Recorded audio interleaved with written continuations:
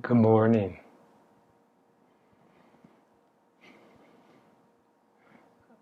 I wanted to talk a little bit about this series of videos that I've been working on since January 2018, I guess. And I've always made a point of calling them sharings. And the reason I call them sharings is twofold. Number one, I don't want to be as presumptuous as calling them teachings. It's a sharing. And it's a sharing of myself. It's a sharing of my journey. It's a sharing of experiences in the hopes that you'll find some of them to be helpful. Maybe you'll find some commonalities. Maybe as I did at one point when I was listening to other spiritual sharings, find validation. Aha, they experienced it too. Maybe I'm not totally crazy after all. This kind of support is great. But mostly what I'm sharing, the biggest point I'm sharing is I'm sharing my truths. My truths as I experience them or reflect back upon them. If it predates my January 2018 launching of this, and most of it does. It's only till recently, and in fact this particular series that I've been doing has really been the unflowering of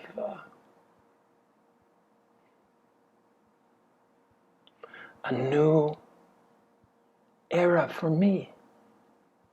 A new beginning. We get to begin and begin and begin. Isn't that the beauty of life? But when I'm sharing my truths, I know them to be true. But in the course of sharing my truths, sometimes in the spur of the moment off the top of my head, I talk about other truths. And if I think I've slighted them or misinterpreted them or simply misstated, I want to address it as soon as possible. And that is why I listen almost immediately upon completing one of these sharings. I listen to it.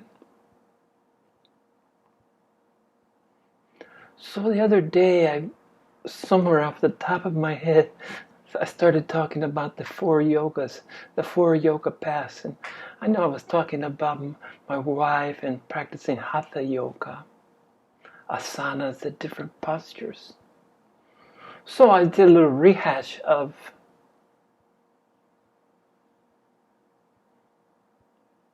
my understanding in that moment of what they were. And upon listening, I slighted one because when I began to speak of it, I encountered a block.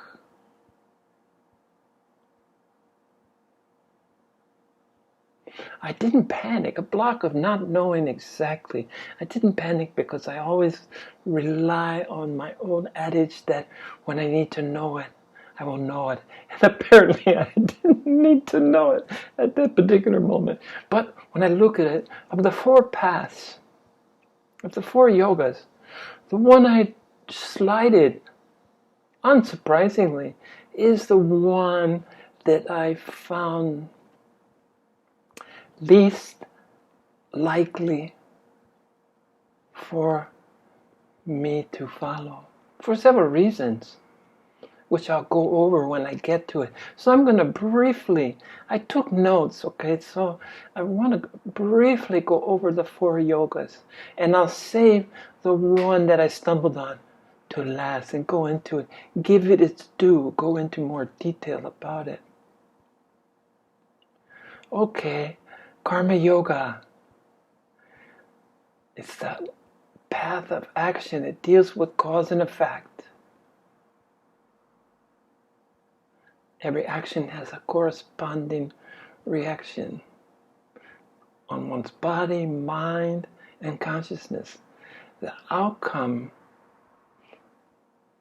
of an action is dependent upon how it's entered into. My notes are too small. And the intention which it was carried out. Selfless action not expecting reward. I did pretty good. I understand Karma Yoga. Bhakti Yoga leaves a nice sweet taste in my mouth because it's the path of devotion and love for God. And the whole of creation, animals as well as humans, and all of nature. Ahimsa, non-harm to any living being.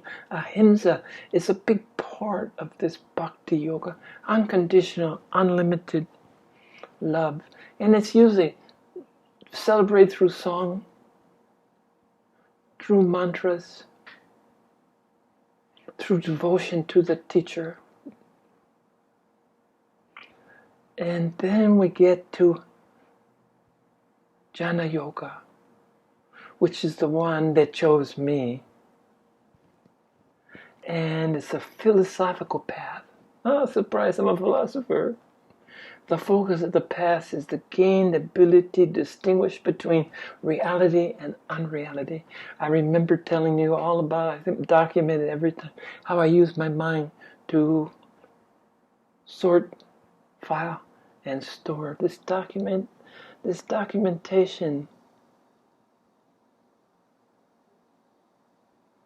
of what's real and what's not real. To obtain self-knowledge through study, practice, and experience. And one must not overlook meditation, because meditation plays a role in each of these, unavoidable. Now we're going to get to what I call Raja Yoga. It's also known as Kriya Yoga. These both names in the English translations. And so let me get up a little closer. Raja Yoga is also known as the royal path of yoga. I got that right. Or the 8-step path. It is the path of self-discipline. Contains, amongst other things, those yoga techniques that are familiar to us, such as asanas, pranayama, meditation, and kriya. And I'll get more into kriya in a second. But I want to stop right here because there's the stumbling block. It's the path of self-discipline. And I've probably beat it to death, but my 33 years of Rinzai Zen, which is a strict physical, mental, it's the science of, it's predicated upon self-discipline. And I remember one of the acolytes that I met during my studies of Rinzai Zen told me that definition wasn't, meditation wasn't la la la la la la, feel good, yippee, live your love and light in a peaceful zone, zoning out. Meditation was like warfare. Remember, Rinzai Zen is the path, it's a Bushido code, the path of the samurai warrior. It says meditation is a battle. Meditation is a war. Now I have to preface this by saying this was an acolyte. This was it, to his understanding at the point he was at. And I can only hope for him that he mellowed out a bit, gave himself, lightened up a bit. But he said it's like a warfare. And if you're not sweating, you're not meditating. Well, this is along the self-discipline. This is the Raja Yoga sensibility. And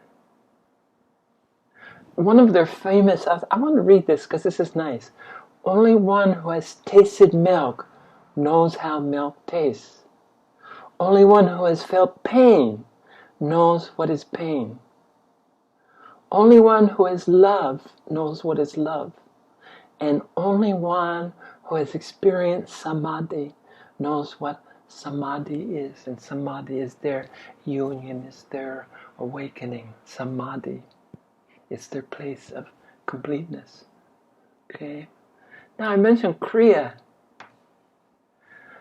I want to go a little more about Kriya because this Raja Yoga is also known as Kriya Yoga. And again, I had a misunderstanding. Somehow I felt like Kriya had something to do with energy, it equaled energy. But I went and did some research because I don't want... The last thing I ever want to do is be part of passing on misinformation. Intentionally, never intentionally, but sometimes unintentionally. So I'm err on the side of not doing it. So here's Kriya. Refers to a set of practices, mainly breath control, techniques and exercise that are practiced to achieve a specific outcome. The word is a Sanskrit term, but which means completed action. Different kinds of Kriya are practiced in Kundalini Yoga, and they involve breathing, techniques, sound, and physical poses. This is the asana of Hatha Yoga. Kriya, action or deed, is most commonly refers to a completed action, a technique or practice within the yoga discipline meant to achieve a specific result.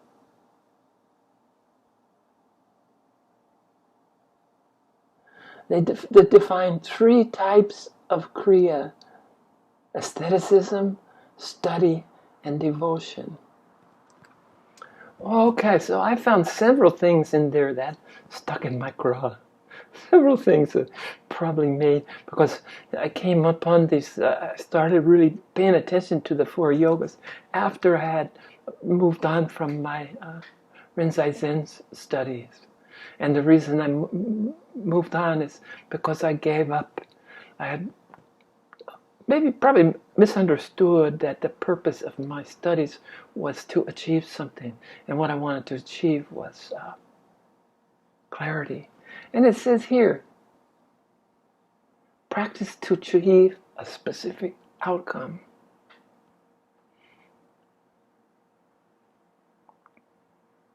So now maybe I have a better, maybe I hope by now I've given a better, because it has lots of adherents.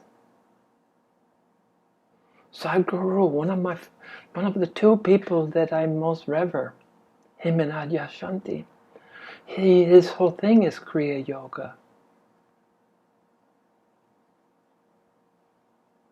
But maybe I'm wrong. He doesn't come across to me as the stern disciplinarian that I experienced in my Rinzai days, where they would say when you tried to share with the Roshi that you were working on your koan. And in the old days, he would hit you with a stick. If you weren't sitting straight, he'd hit you with a stick. If you weren't putting the proper effort into your martial art practice, he'll hit you with a stick. But again, this is to remind you to self-discipline. And I learned the hard way that I wanted a kinder, gentler approach. And that's why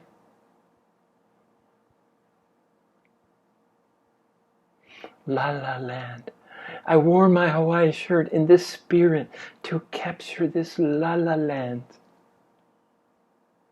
And now I don't actively seek it out, but I don't dismiss it out of hand. If my practice comes to me in la-la land and everything is peaches and cream, everything is biscuits and gravy, bring it on. Because I know that the other shoe will drop. And I can rest assured what comes around goes around. But now I certainly don't actively shun, reject anything out of hand. What comes to me will be considered without prejudice. So there you have it. That's my 4 yogas. And again, forgive me if I didn't elaborate clearly enough, which I didn't the first time. I neglected Kriya Yoga, and to all those adherents and practitioners out there.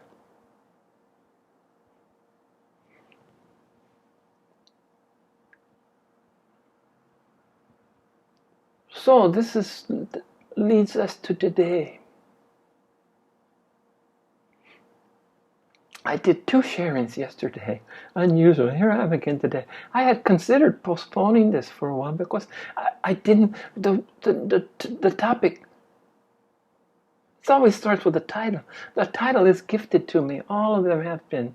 And as soon as I finished the second sharing yesterday, I went back to my extended meditation because I've really been in this meditative mood. I'm just attracted to my special chair over here where I sit, put on my meditation music, and see where it takes me. Well, the last time I talked about preparing the vehicle, well, actually I didn't. That was 2 ago. That was yesterday. But the second one I talked about cultivating a rich, celebrating is a better word, celebrating a rich eternal life. This was a step towards unlocking clarity. This was a step that was given to me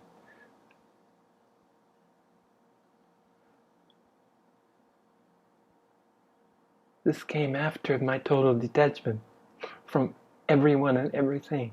Then became the celebration, the recognition of what a rich internal life I have. And this reconciled the problem I'd been having with recently verbalizing questions in my sharing. And verbalizing is the key. Having recognized just recently that having been reminded that words inextricably lead to actions. But here I am speaking. And then I found myself questioning, and I had already exhausted my question of outside sources. I'd become 6 or 8 years ago the man with no questions. And now all of a sudden I had questions. And this was when I realized that this is part of my rich internal life. My words, my questions, my words to me, my questions to me. And I'm allowing myself to share them because I truly want to try to document. I want to share this incredible journey this incredible recent journey. And I went and sat down, and I hadn't sat down for 15-20 minutes when I started experiencing a golden dawn. D-A-W-N, golden dawn. Now, like many of you, My two favorite times of day, when I used to meditate, focus on meditating, was dawn and dusk. The heralding of the day, the heralding of the night. These two quiet times was when I felt most drawn to sitting, most drawn to meditation. Recently, I meditate whenever I want to meditate. But I just have a special place in my heart. I spent several years of my life never missing a sunset, because that transition from day to night, as we prepare to detox from our active day into the serenity, the peace, the rest, the sleep, the dreams that night holds. And in the morning, I watch as many sunrises as possible. If I could have a preference, I love sunrises, because after a sunset, it's dark. It becomes dusk and then darker. But sunrise, let there be light. And this is usually a celebration. One is an appreciation for the day. Another is a celebrating a new day. And I like that. There's a place for both of them. But it wouldn't be a hard choice if I was only limited to one. Sunrise. But here we are, golden dawn. I can remember so many beautiful sunrises in Hawaii. And when with just the sky became golden. And as most things in the rhythm of nature, what nature gives, it takes away. This moment was made more spectacular by its duration. It wasn't going to last long. And nothing does last long. I'm laughing because I'm thinking about affinity, and I'm thinking about ourselves. We're just as brief as that golden dawn.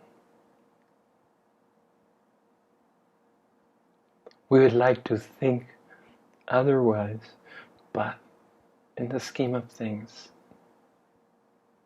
we're just a flicker.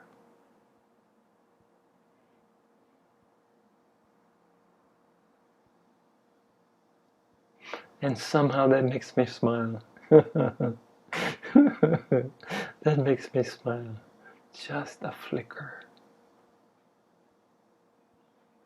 Just as the flame quite doesn't catch. You light the candle and then goes out. Flickers and out. Now, many have led a life that flicker only became a full flame. And that flame is eternal. Not the individual, but the individual's contribution to the intensity of the internal flame is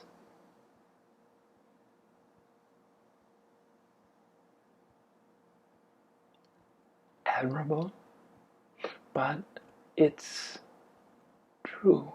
It's the truth. Sometimes some words come out of my mouth that aren't my truths. Sometimes they're channeled. True truths are channeled. My truths are probably heartfelt, probably well thought,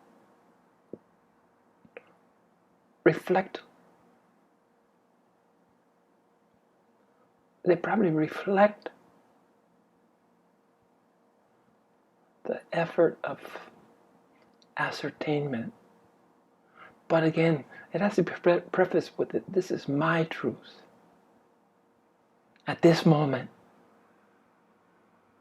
And unlike true truths, my truths are subject to change, because I'm the first to admit that I'm still in this process of learning, expanding, living, so that my truth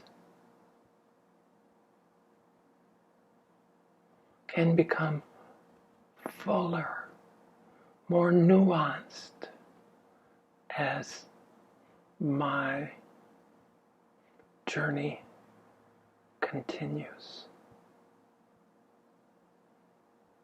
But I'm going back to the golden dawn.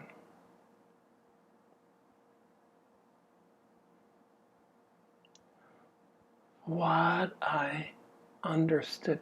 And in all this talk of impermanence, our lives, in all this talk of impermanence, is the underlying reality of permanence. Remember our diametric, we haven't talked about impermanent and permanent. It's just on the scale of things.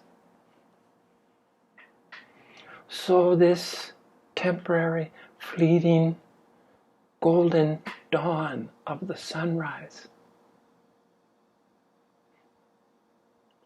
can be taken in, can be added to this rich internal life, to the point that inward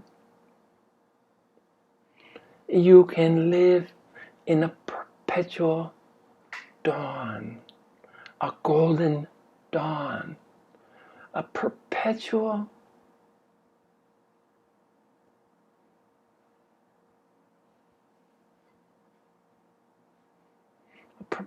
experience can be sustained, can be carried, can be expanded so that it's inclusive of everything.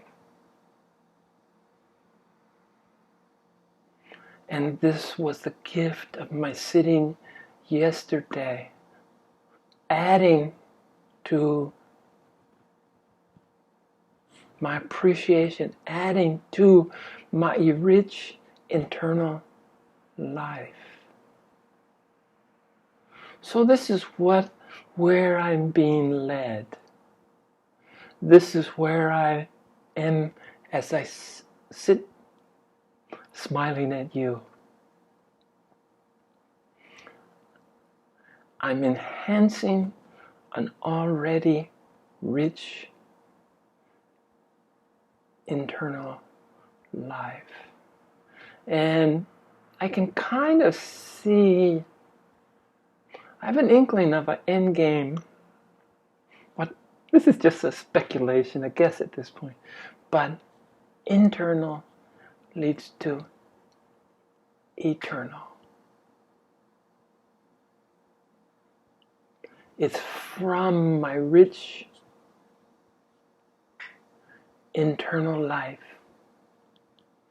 that now I've added this golden dawn to my own questions, my own words. This golden dawn has been brought inside of me. And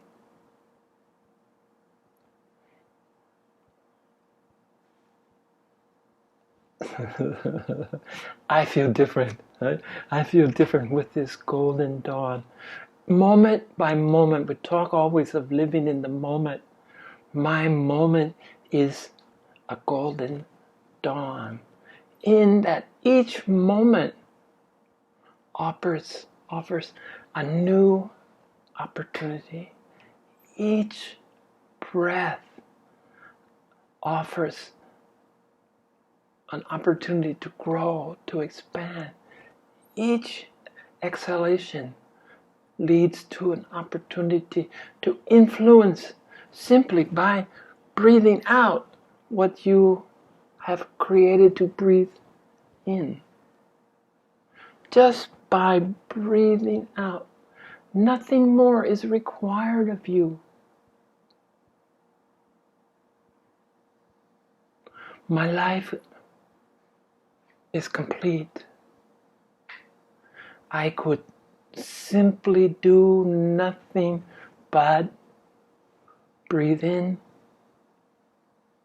and breathe out. That's enough.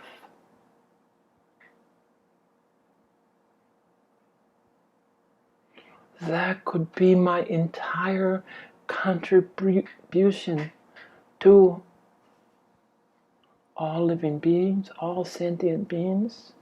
Because part of the obligation that Buddha asked, that placed on his students that woke up, is that they are obligated to lift all sentient Buddhas, all sentient beings, to a place where they can remember what they've forgotten, their Buddhahood.